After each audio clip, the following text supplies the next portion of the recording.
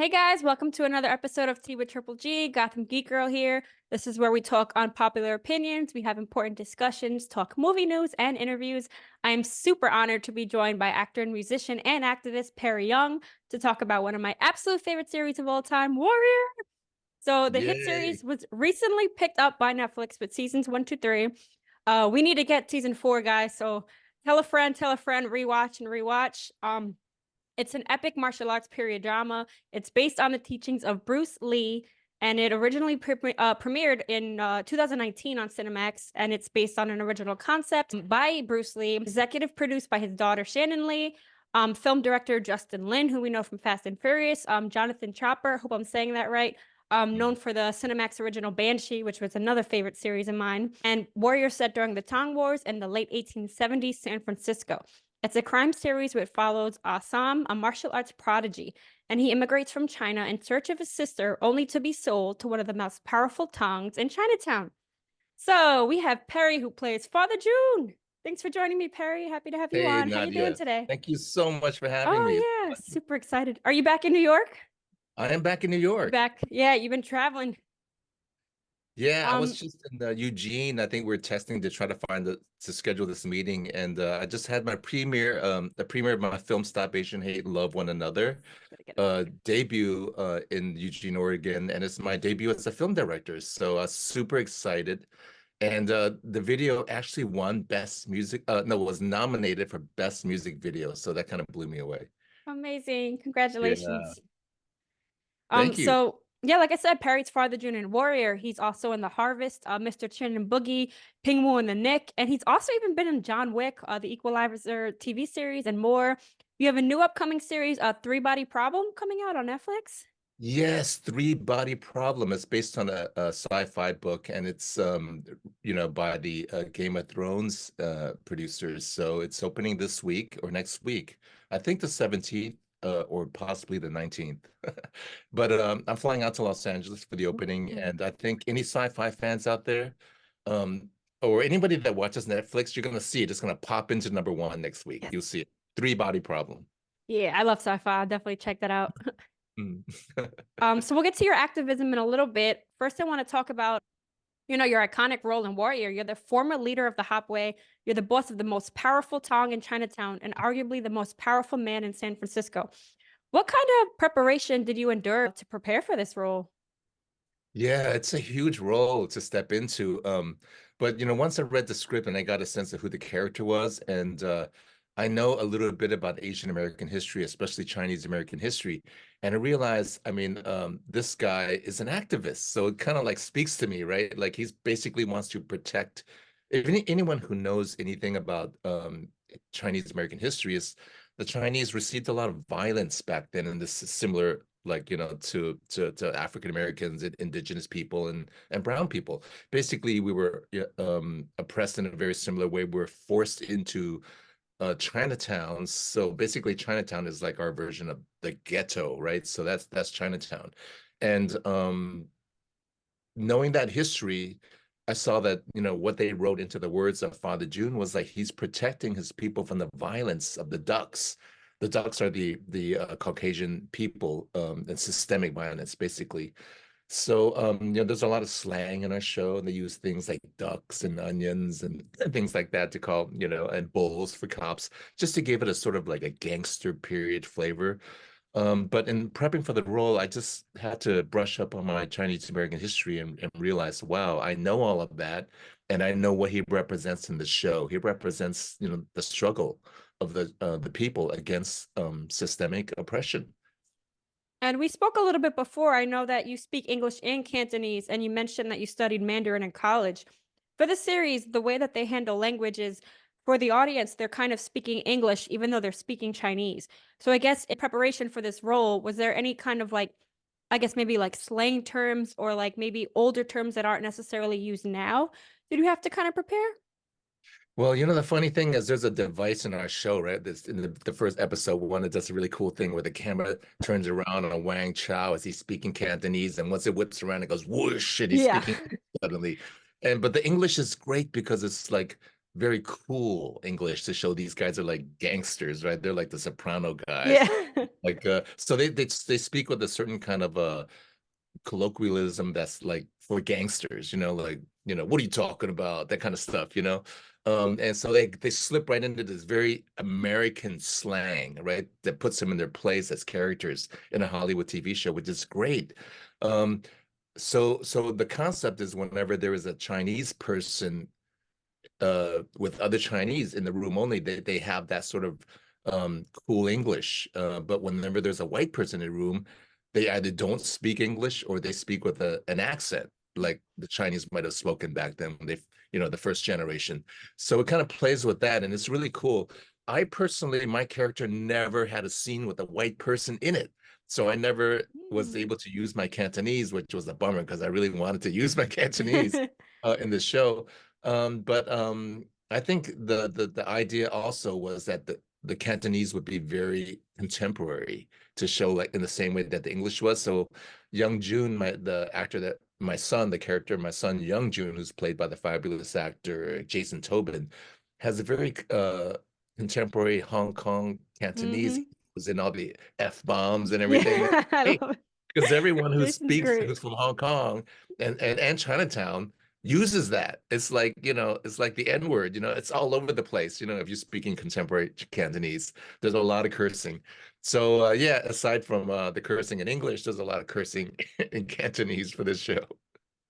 And another thing that I really noticed with the Hop-Wei is that they're they're held to like a higher standard and they're very like respected and like they have like these fabulous suits on and they're so well like dressed and like even though they kick ass, they're very like well mannered.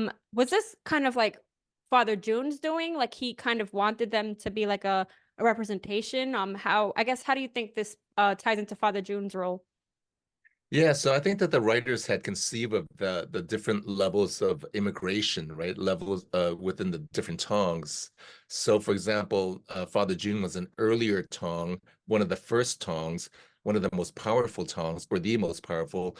And then they're sort of like have their foot in the door of assimilating into American, right? They're wearing Western suits. And then, that's probably a take on like John Woo movies. I don't know if you know John Mhm. Woo, it's like a gangster Hong Kong director and his, Chow Yun Fat always had a suit, the actor. And so I think that the writers, when, that's the Hop-Wei, they're very cool. They have suits. They could be Versace models, these guys, right? So that's the level of because of the Western influence on their clothing. And then with the second, the tongue that's vying for power, the Long Z, they're still closer to the immigrants, so they're still wearing traditional, Tong gangster outfits. And then you have other Tongs that are wearing, like a poorer immigrant outfits.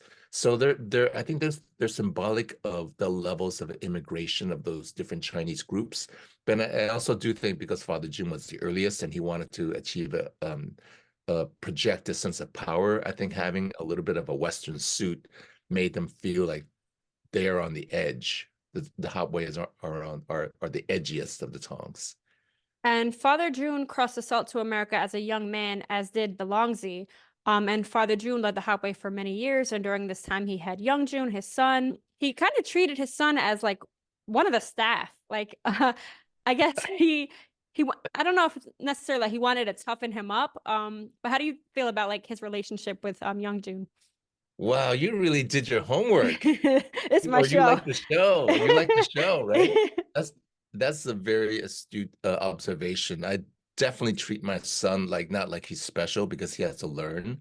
And I think in that traditional Confucianist model of parenting, that's, if they just came from China, they're very Confucianist, which means that the father is the patriarch, right? Which is not different from a lot of Western kind of families. It's like the father is the head of the household and everything he says goes. So with the Hop-Wei, it's times 10, because he's the Tong leader. So and he really wants to put his son, or he really wants to impart good teachings to his son so that his son will learn the ways of the being a leader, which, I love the way that the writers play with it because Young June is very American, right? He's very different from Father June.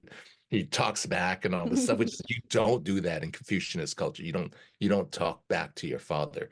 So Young Jun does that, and to show how American he is, right? And so Father Jun is a little extra hard on him to make sure that he's going to learn the ropes properly, treat his people properly, because Confucianism is all about towing the line, for the family.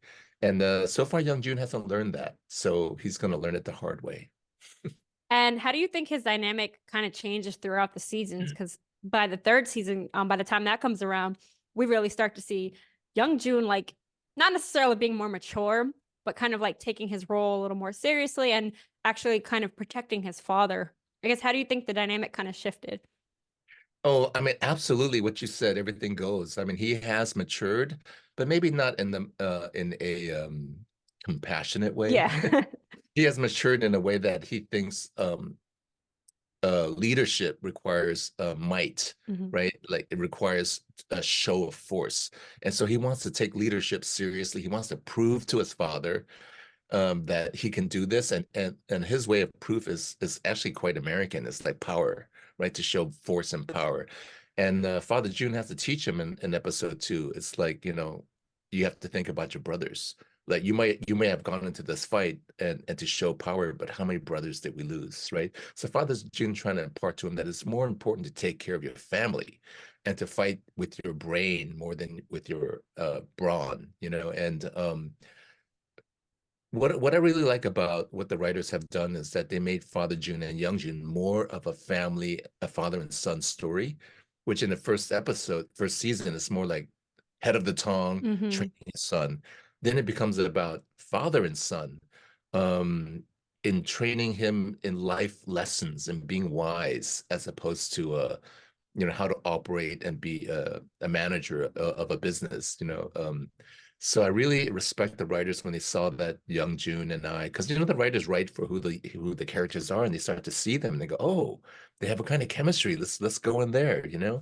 And I think it's the first time in Hollywood that we've seen a father and son, a Chinese father and son like these two. So I'm really amazed that where the roles went, the storyline.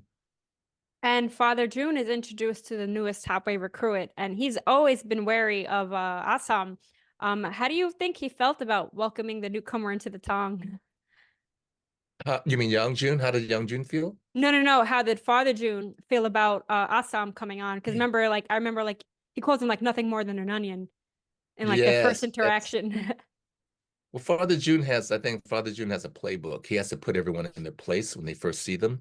So when we're introduced to Father June, we see that Assam didn't bow to him when he left, so he had to put him in his place.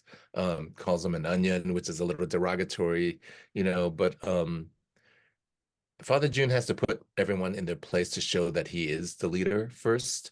And when he saw that Assam has skills, more skills than any of his other Tong members, he starts to see him as a threat, but also as an asset.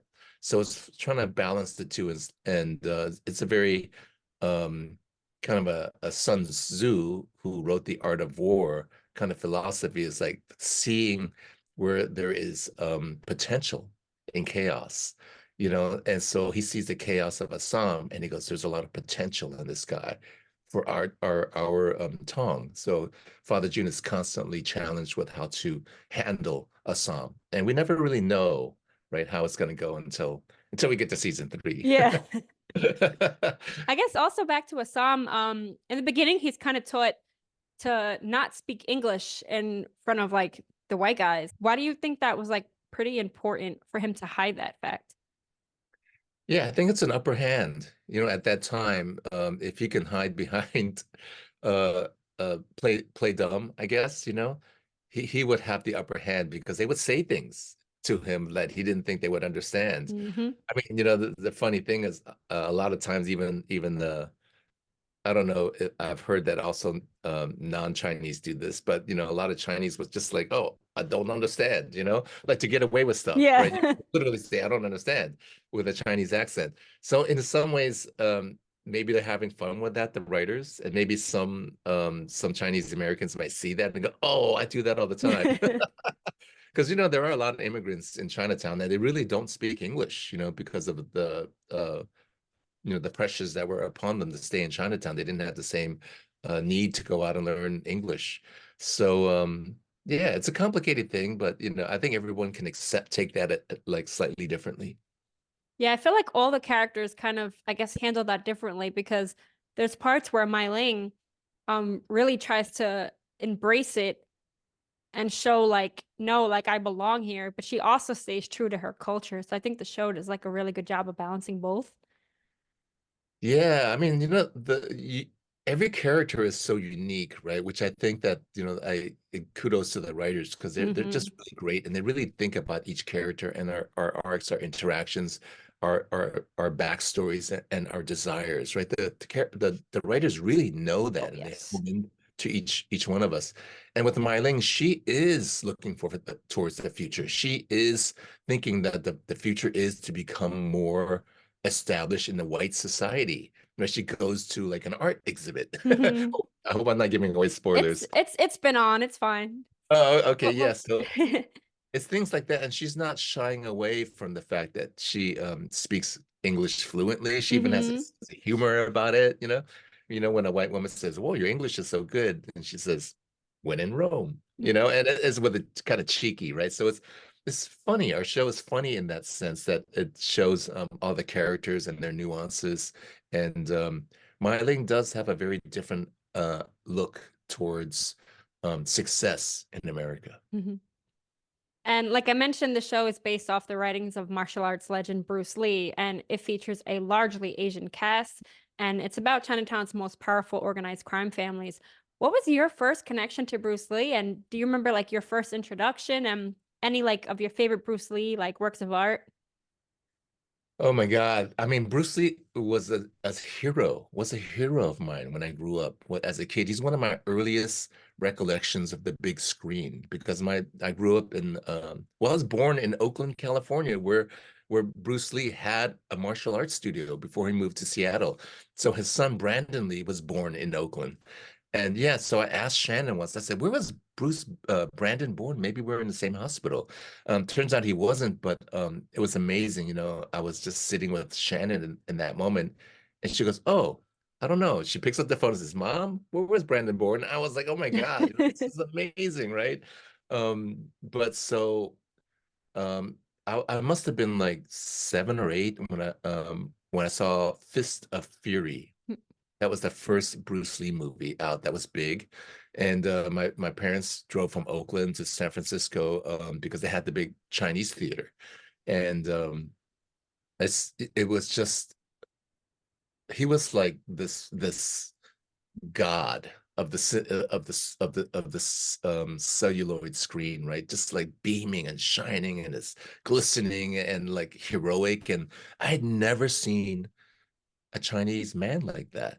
I'd been raised on American television where all the protagonists were white men. And this was like the late 60s or early Mhm. 70s. So, well, actually, by this time it was the early 70s. Maybe 72 is when Fist of Fury came out. So I was probably around 7 or 8 years old. And I just thought, I want to do that. Here's this little kid in this dark theater, but like just the one beam of light to my seat saying, "Hey kid, one day you can do this." But I never thought it was reality. I didn't go into theater. I didn't go into being an actor until I was much later in my life. I'd graduated with an arts degree from college. I was going to be a musician, painter, that kind of stuff. But over the years, I just found myself on stage. And then I still never thought I'd ever achieve or even touch anything that Bruce Lee made. So I still pinch myself today that I'm a warrior because it's such it changed. I think it changed the landscape for Asian Americans in Hollywood. When it came out in 2019, we had already been shooting it since 2017, editing throughout 2018. The word was out, pictures were out, people were anticipating it. At that time, there were no Asian American centered TV shows except Fresh Off the Boat, which was a comedy on ABC. But now we could name like 10, so it's quite amazing. I think Warrior really opened up some doors, and I'm just blessed to be a part of it. Yeah, it's amazing how it came full circle.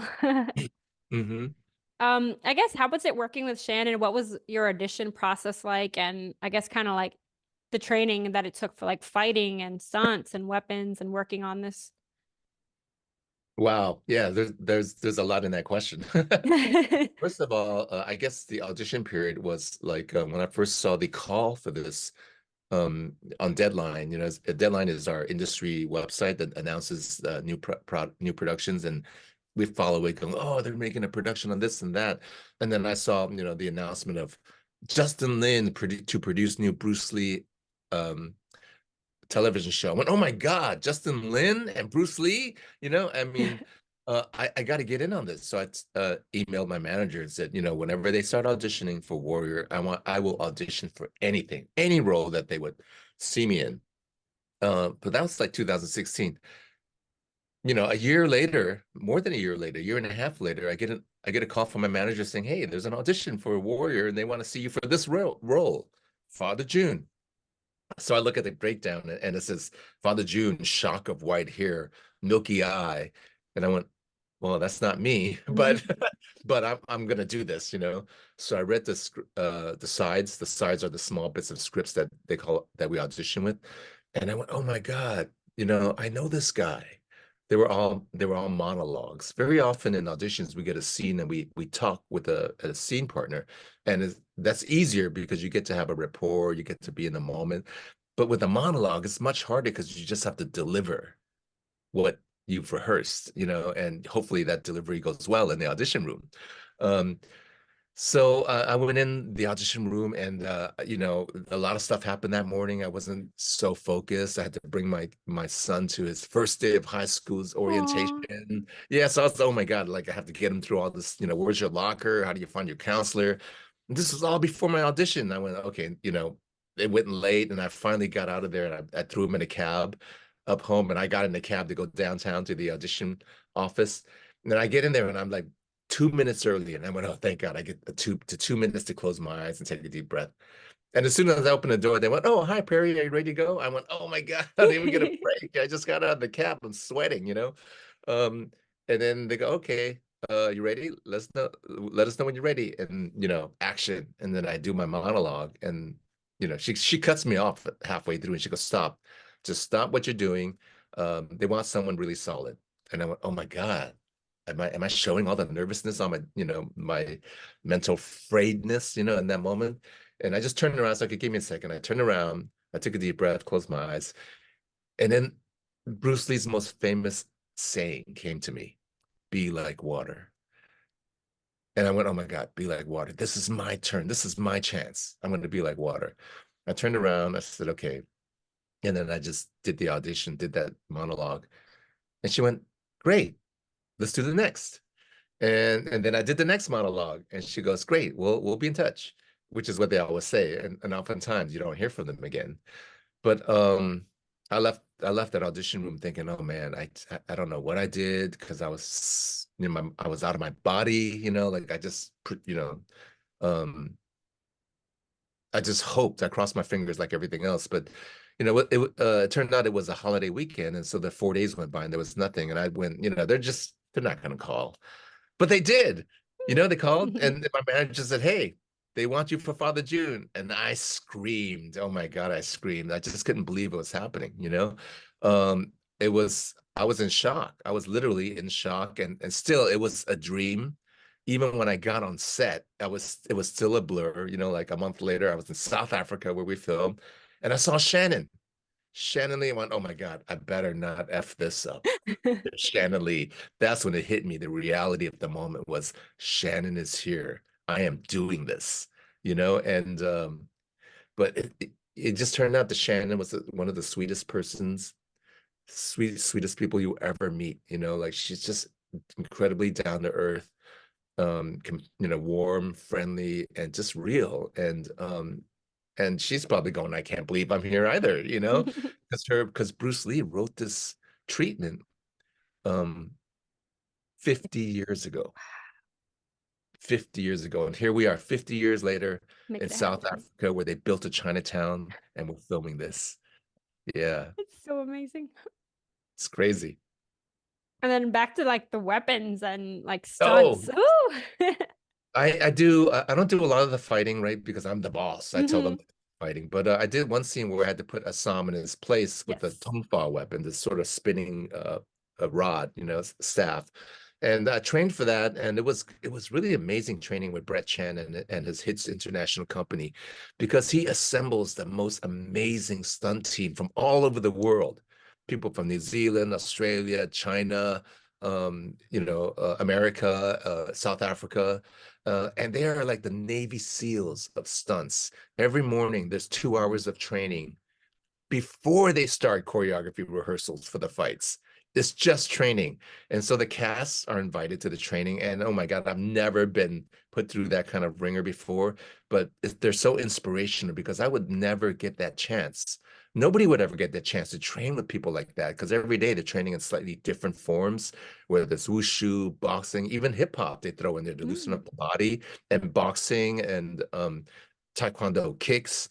And it's just that they do all this for 2 hours before they start the scene, and then they break it up into different scenes, work with different people. I've never been in better shape in my life. And when I went in to the first day of training, I told Brett, I said, Brett, I have chronic back issues. So you're going to see me pull back a lot. Brett put one of his people on me and gave me a private trainer. And oh my God, my back has never been stronger. I haven't Wow. had a backache in 7 years. I mean, we started filming at the end of 2017. That's almost 7 years ago. I haven't had a back issue in 7 years since I started working with Brett. And before that, I would get like a really throw my back. I can't walk for a day. So it's really amazing. It's really true what they said. You get a good trainer who knows your body to strengthen certain parts of your body to support the weak part of your body. You will be better. I mean, that was just, my um empirical experience with Brett is like they really know the body. They really know how to take care of themselves, and they eat well. Like so, he'll have special food for the team while we're training. And anyway, so the Tong Father, I learned that weapon just for that fight in episode 2. No, was this episode 1, season 1? No, episode 3 is when I used that 3. weapon. 3. Oh, thank you. Yeah, I think 3. And Sounds right. it's difficult to, as an actor, you're used to just delivering your lines, but it's difficult to like fight and then have your lines and then time everything with the camera because the camera's doing something. And that's the art, right, of filmmaking is what is the camera doing and how is it relating to you? So you have to kind of relate to the camera as you're relating to your fellow actors. But then the third thing that I wasn't used to was the fight. So you got to do your fight choreography, relate to your actor with the lines, and then be aware of what the camera is. And then if the cameraman tells you, hey, if you slow down that moment a bit, I can catch you when I come around the back. And that would look better on camera. And that means I have to think about the acting and the timing and the hit. And it's like, oh my God, I'm doing like a whole other skill on top of that. It's tough. Kudos and much respect to all the stuntmen who Hmm. action the fighters who are actors because it is so tough to do already one of those things. It's tough to act on camera. It might look easy, but it's tough to do stunts on camera. It might look easy, but those are the pros that make it look easy.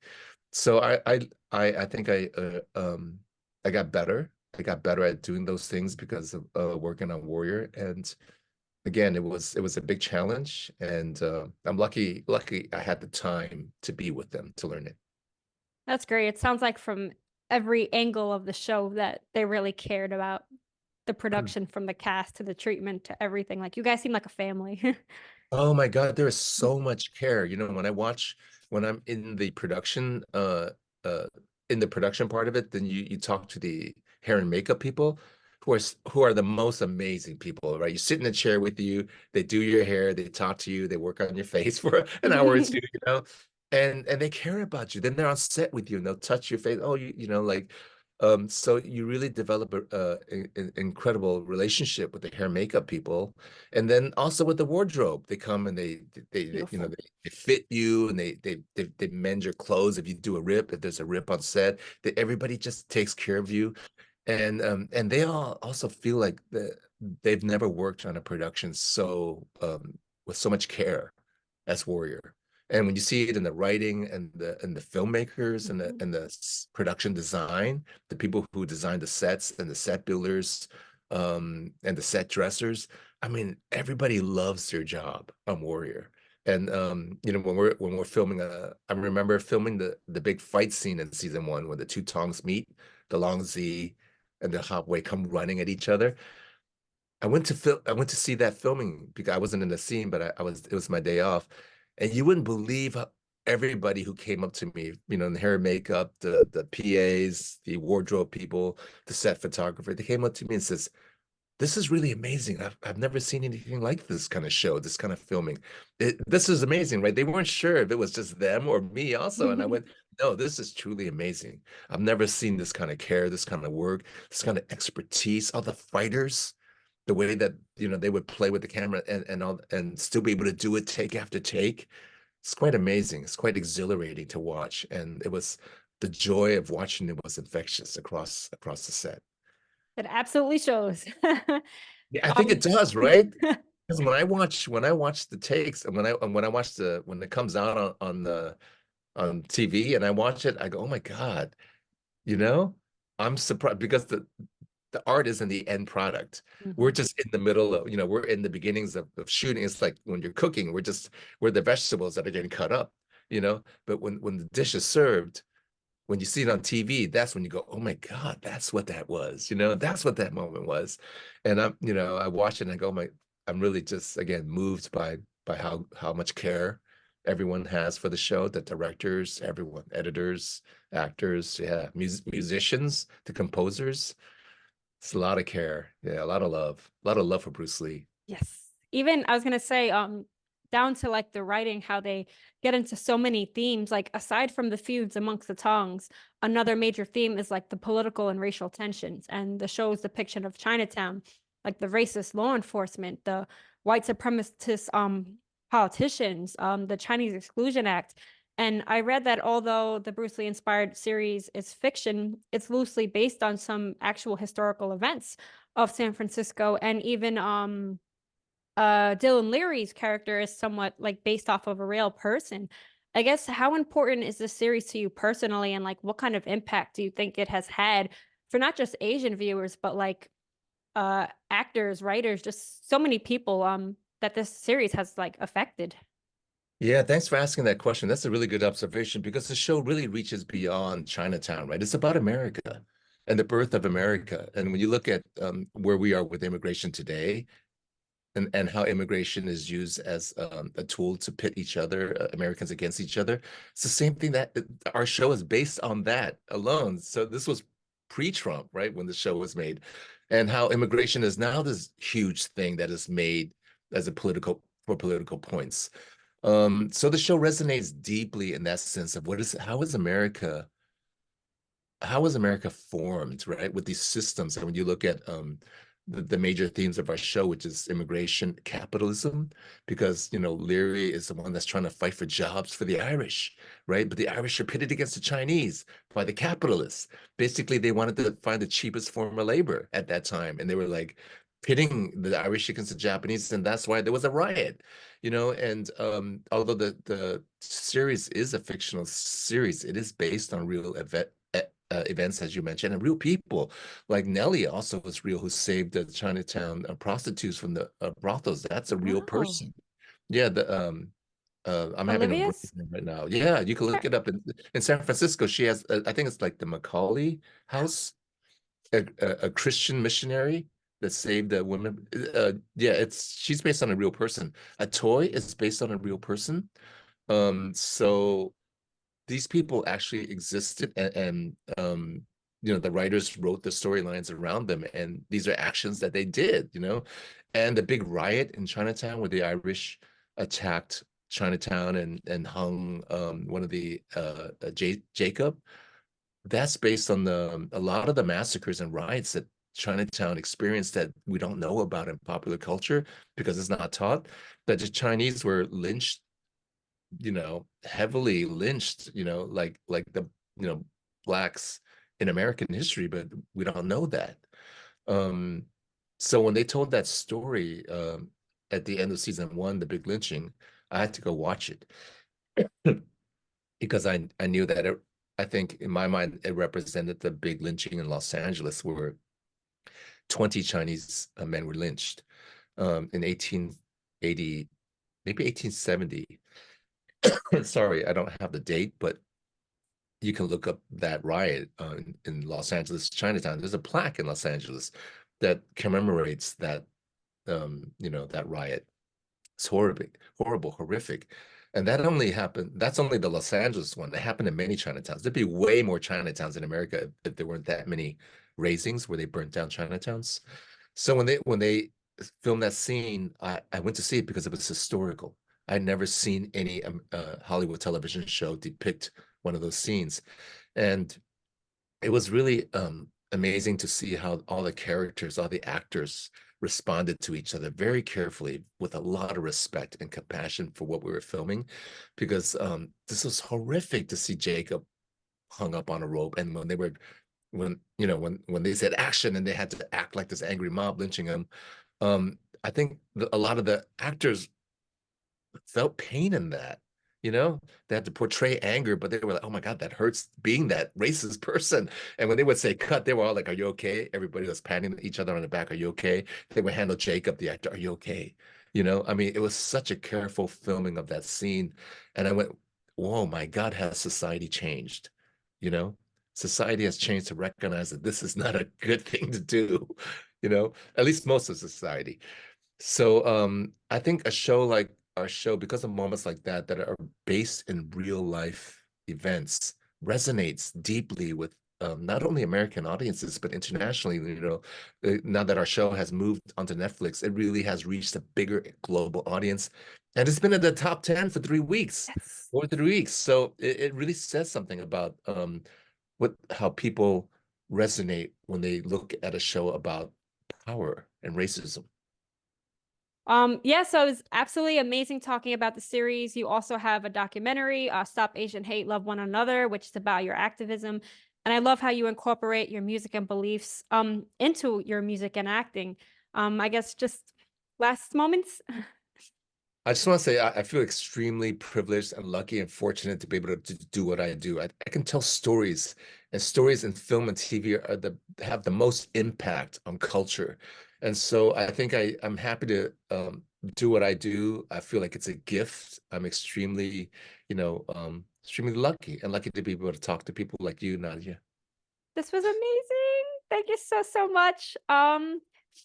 Leave a comment, let us know what you think, and thank you so much, Perry. Everyone go watch Warrior, like right now, right now, right now. Thank you, Nadia. Good night, Thank everybody. you.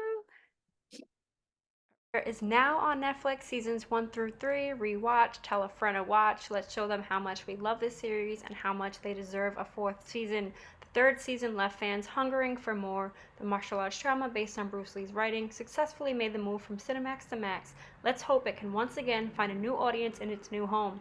The series featured a phenomenal cast, outstanding and brilliant fight choreography, extravagant costume design, a great soundtrack, especially for fans of hip-hop, and fantastic storytelling covering themes of race, identity, the American dream, beautiful culture, and representation with an incredible cast. Please, I urge you to go watch this excellent period drama set during the Tang Wars in the late 1870s. Make sure to check it out now on Netflix.